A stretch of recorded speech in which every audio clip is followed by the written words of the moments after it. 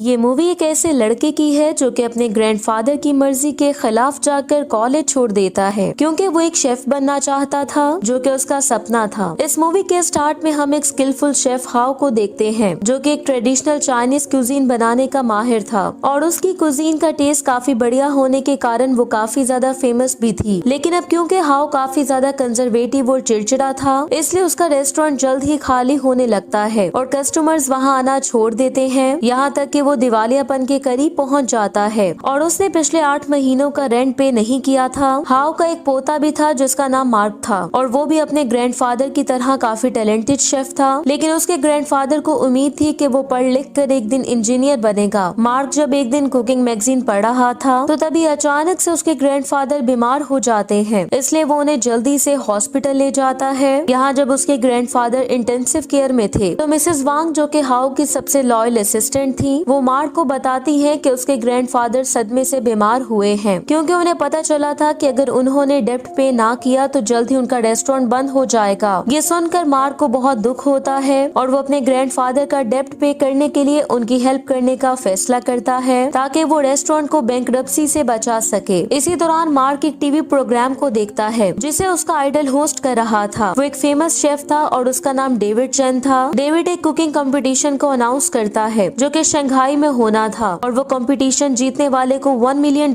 की prize money दी जानी थी। मार्क ने उस कंपटीशन में पार्टिसिपेट करने और जीतने का पक्का इरादा कर लिया था, इसलिए वो अपनी सेविंग्स बाहर निकालता है ताकि वो शंघाई जाने के लिए किराया दे सके। ये देखकर मिसेस वांग परेशान हो जाती हैं क्योंकि उन्हें पता था कि हाउ ये नहीं चाहते थे कि उनका पोता एक शेफ बने, लेकिन मार्क उन्हें कन्विंस करता है कि वो ये सब कुछ अपने ग्रैंडफादर की हेल्प करने के लिए ही तो कर रहा है ताकि वो उनके रेस्टोरेंट को बैंकरप्सी से बचा ले। ये सुनकर मिसेस वांग भी मान जाती हैं और वो उसे खर्च और खाने पीने के लिए कुछ पैसे भी देती हैं, जिसकी वजह से मार्क काफी ज्यादा खुश हो जाता है और उन्हें गले लगा लेता है। नेक्स्ट सीन में हम देखते हैं कि मार्क अब शंघाई पहुंच चुका था जहां वो इधर उधर घूमते हुए काफी ज्यादा खुश दिखाई दे रहा था और इसी दौरान वो डिफरेंट तरह के स्ट्रीट फूड ट्राई करता है जो कि शंघाई में काफी फेमस था, लेकिन इसकी वजह से वो ये भूल जाता है कि कुकिंग कंपटीशन से पहले होने वाले ऑडिशन के लिए वो लेट हो रहा है, इसलिए वो जल्दी से कंपटीशन वेन्यू की तरफ भागने लगता है। लेकिन जब वो वहाँ पहुँचता है तो तब तक ऑडिशन के लिए रजिस्ट्रेशन बंद कर दी गई थी, जिसकी वजह से वो काफी ज्यादा मायूस हो जाता है। लेकिन फिर उसे एक कॉन्टेस्टेंट डिमिट्री की जगह पार्टिसिपेट करने की परमिशन मिल जाती है जो कि वहाँ नहीं पहुँचा था। ऑडिशन में सभी पार्टिसिपेंट्स को ऑमलेट बनाने का कहा जाता है जो कि वैसे तो एक सिंपल सी डिश थी, लेकिन उन्हें उस डिश को परफेक्ट तरीके से बनाना था। मार्क यहाँ मुश्किल में दिखाई दे रहा था क्योंकि उसका चूल्हा काम नहीं कर रहा था, इसलिए वो पेपर को आग लगा के अपना काम चला लेता है, जिसके बाद वो टाइम पे ऑमलेट बनाने में कामयाब हो जाता है और यहाँ तक कि वो ऑडिशन को भी पास कर लेता है। इसके बाद नेक्स्ट स्टेज के लिए सभी पार्टिसिपेंट्स को 4-4 लोगों के ग्रुप्स में डिवाइड कर दिया जाता है, जिसमें से सिर्फ 4 ग्रुप्स ही पास होकर नेक्स्ट स्टेज में जा सकेंगे। ड्रॉ के हिसाब से मार्क का ग्रुप नंबर 8 था जिसमें एक बहुत सुंदर जैपनीज लड़की क्योरी, जबकि ऑस्ट्रेलिया से एक आदमी शान और साउथ कोरिया से एक आदमी पार्क भी शामिल थे।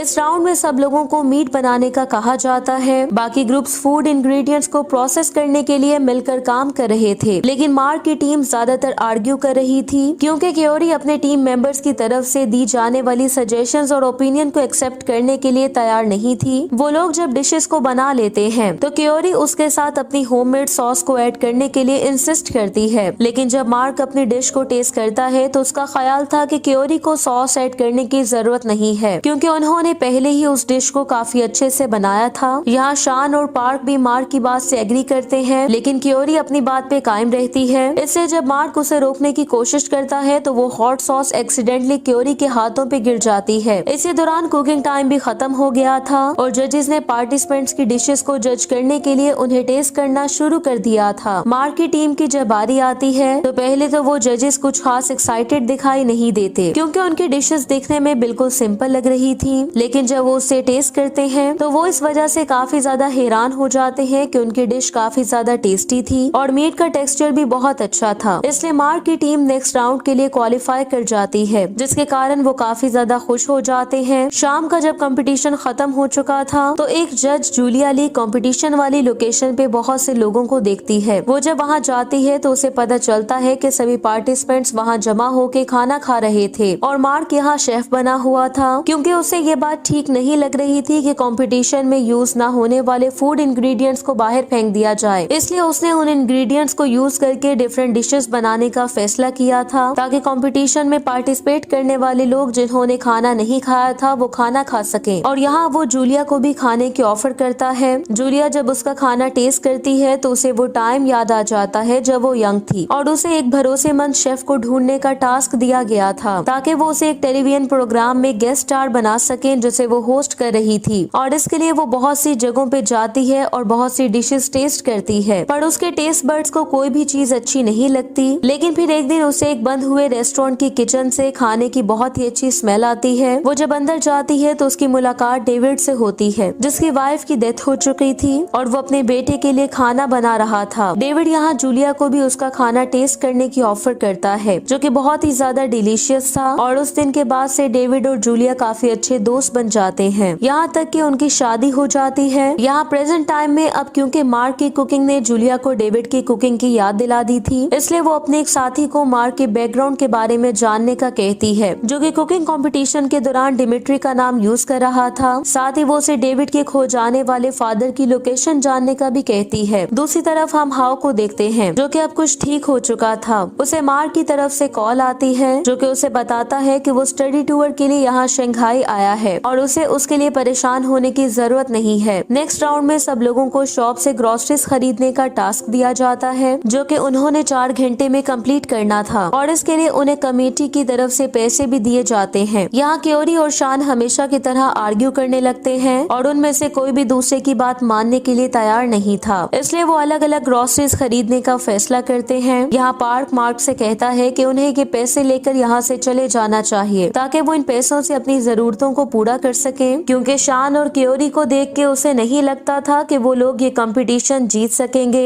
उसकी बात सुन के मार्क के दिल में भी लालच आ जाता है और वो अपने ग्रैंडफादर का डेब्ट पे करने के लिए पैसे उठाकर फौरन से एयरपोर्ट पहुंच जाता है। वो जब वेटिंग रूम में बैठा हुआ था तो मार्क यहाँ टीवी पे अपने आइडल डेविड चैन को देखता है जो कि अपनी लाइफ स्टोरी के बारे में बता रहा था, जिसने एक छोटे से रेस्टोरेंट से शेफ के रूप में अपना कैरियर शुरू किया था। इसके बाद वो आखिरकार एक दिन मास्टर शेफ बना जो कि आज बहुत ज्यादा फेमस है। डेविड चैन की ये इंस्पायरिंग स्टोरी सुनकर मार्क का इरादा भी बदल जाता है और वो फौरन से कंपटीशन वाली लोकेशन पे पहुंच जाता है। लेकिन जब वो वहां पहुंचता है तो वहां शान और क्योरी फिर से किसी बात पे आर्ग्यू कर रहे थे। तभी एक इंसिडेंट होता है और क्योरी इंजर होने से बाल बाल बचती है क्योंकि शान ने उसे बचा लिया था। लेकिन इस इंसिडेंट के बाद मार्क की टीम के किचन में सब कुछ बर्बाद हो जाता है। अब क्योंकि उनके पास ज्यादा समय नहीं बचा था, इसलिए मार्क उनसे कहता है कि उन्हें बच जाने वाले इंग्रेडिएंट्स को यूज करके कोई डिश बनानी चाहिए। लेकिन इस दौरान पार्क भी अपनी शॉपिंग करके वापस पहुंच गया था और इसके बाद से मार्क की टीम मिलकर अच्छे से काम करना स्टार्ट कर देती है, स्पेशली क्योरी जो कि अब अपने टीम मेंबर्स की सजेशन और ओपिनियंस को सुनने लगी थी। अब बाकी ग्रुप्स तो बहुत ही डिलीशियस डिशेस बना रहे थे जो कि दिखने में भी काफी ज्यादा यूनिक और टेस्टी लग रही थी। लेकिन मार्क की टीम ने सिंपल सी डिशेस बनाई थी जो कि अक्सर रोज खाई जाती थी। लेकिन जजेस जब उन डिशेस में मार्क की बनाई हुई सॉस ऐड करते हैं तो इस वजह से काफी ज्यादा इम्प्रेस हो जाते हैं कि मार्क की टीम ने एक सिंपल डिश को बहुत ही ज्यादा डिलीशियस डिश में बदल दिया था। लेकिन इस राउंड में सिर्फ डिशेस को टेस्ट और फूड क्वालिटी को ही टेस्ट नहीं किया जाना था, बल्कि इस राउंड में ये भी जज किया जाना था कि उन लोगों ने ग्रोसरीज खरीदने के लिए कितने पैसे खर्च किए थे। अब क्योंकि बाकी टीम्स ने शॉपिंग करते हुए सारे पैसे खर्च कर दिए थे, इसलिए मार्क की टीम को विनर डिक्लेयर कर दिया जाता है क्योंकि मार्क ने अपने पैसे बिल्कुल भी खर्च नहीं किए थे। खैर अब मार्क की टीम नेक्स्ट राउंड में पहुंच जाती है जहां मार्क की टीम को आपस में ही कम्पीट करना था और सबसे पहले उन्हें नूडल्स डिशेस बनाने का कहा जाता है। पार्क, शान और क्योरी तो फौरन से अपनी अपनी नूडल डिशेस बनाना शुरू कर देते हैं, लेकिन मार्क कुछ देर के लिए सोच में पड़ जाता है क्योंकि उसे वो टाइम याद आने लगता है जब उसके फादर ने उसके लिए डम्पलिंग्स बनाई थी, जिससे इंस्पायर होकर वो एक बहुत ही यूनिक नूडल डिश तैयार करता है। और जब असेसमेंट का टाइम आता है तो जूलिया यहाँ अकेली जज थी जो कि उन सभी पार्टिसिपेंट्स की डिशेस को टेस्ट करती है। पार्क ने यहाँ बहुत से फ्लेवर वाले नूडल्स बनाए थे लेकिन अजीब टेस्ट की वजह से वो फेल हो जाता है। शान ने ग्रेवी के बगैर चिकन नूडल्स बनाए थे लेकिन वो इस वजह से फेल हो जाता है क्योंकि जूलिया को उसके डिश में एक बाल मिलता है। क्योरी ने रामन नूडल्स बनाए थे लेकिन वो इस वजह से फेल हो जाती है क्योंकि उसने जज को चॉपस्टिक्स प्रोवाइड नहीं की थी। मार्क की टेबल पे पहुंचने के बाद जूलिया को वहाँ नूडल्स नजर नहीं आते क्योंकि उसने नूडल्स को बेसिक इंग्रेडिएंट्स के तौर पे यूज करते हुए डम्पलिंग्स बनाई थी जो कि बहुत ही यूनिक आइडिया था और उनका टेस्ट भी काफी ज्यादा अमेजिंग था, इसलिए जूलिया मार्क को इस राउंड का विनर डिक्लेयर कर देती है और अब उसे फाइनल राउंड में मास्टर शेफ डेविड से मुकाबला करना था, जो कि उसका आइडल भी था। इस राउंड के खत्म होने के बाद जूलिया को उसका साथी मॉस्को से कॉल करता है, जहां वो असल डिमिट्री से मिला था, जिसने कंपटीशन में पार्टिसिपेट नहीं किया था। तभी जूलिया जब मार्क को अपने दोस्तों के साथ अपनी विक्ट्री को सेलिब्रेट करते हुए देखती है तो उसे वो टाइम याद आ जाता है जब डेविड और उसके फादर के बीच झगड़ा हुआ था, क्योंकि डेविड के फादर ये नहीं चाहते थे कि वो कुकिंग कंपटीशन में पार्टिसिपेट करे, लेकिन डेविड अपनी बात पे कायम रहते हुए कुकिंग कंपटीशन में पार्टिसिपेट करता है और आखिरकार वो मास्टर शेफ बन जाता है, जिसके बाद से उसका शेफ के तौर पे कैरियर आगे बढ़ने लगता है। फिर एक दिन डेविड के फादर के रेस्टोरेंट में आग लग जाती है और डेविड के बेटे को आग बुझाते हुए दिखाया जाता है, जिसके बाद डेविड के फादर उससे कांटेक्ट करने की कोशिश करते हैं, लेकिन जूलिया डेविड को इस बारे में नहीं बता सकती थी, क्योंकि वो उस टाइम लाइव कुकिंग शो में था, जिसके कारण डेविड के फादर को बहुत ज्यादा गुस्सा आता है और वो मायूस होकर जूलिया से कहता है कि वो डेविड को अब अपना बेटा नहीं मानता और ये भी कि वो अब उन्हें अपनी शक्ल मत दिखाए। डेविड को जब इस बारे में पता चलता है तो वो फौरन से वहाँ पहुँच जाता है, लेकिन उसे उसके पिता वहाँ नहीं मिलते